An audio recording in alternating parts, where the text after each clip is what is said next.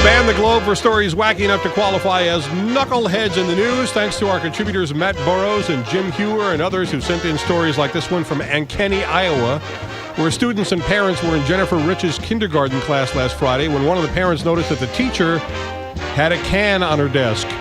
A can of beer. Yeah, one of the parents called 911. Remember, this is a kindergarten class.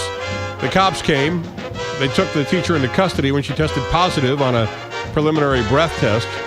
Officers said her eyes were bloodshot and watery, and they found a leather bag in the classroom with 2 empty beer cans and 4 additional full beer cans inside. So a substitute teacher was called to take over the kindergarten class, and the teacher, who, by the way, had never had any complaints or trouble in the school district or with the cops, is out. After 13 and a half years teaching there, she resigned on Monday. In Haarlem, in the Netherlands, police said they were tipped off to an illegal marijuana farm when the heat from the residents' lamps melted the snow on the roof. It was the only apartment in the building with no snow on the roof. If you look at the pictures that we have on KTRS.com, you can see it goes snowy, snowy, snowy, not at all snowy, snowy again. That's how the cops knew which apartment to go to.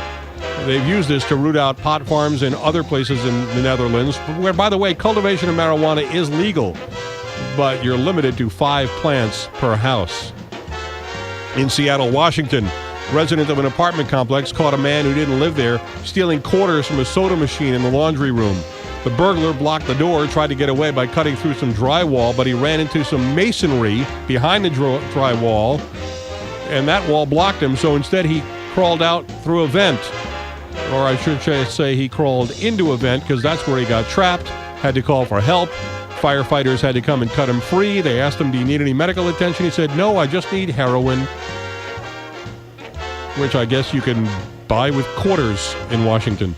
In Boston, Massachusetts, a man dug out a bunch of snow to clear out a parking space for himself and claimed it was his by putting a bookshelf out there. Now, if you know that Boston's had something like 100 inches of snow, you might also know that in Boston, it's a time-honored, almost sacred thing that when you dig out the snow for your parking space, it's yours for a couple of days. Even the mayor of Boston has declared it okay to put something out there, lawn chair, other furniture, boxes, whatever.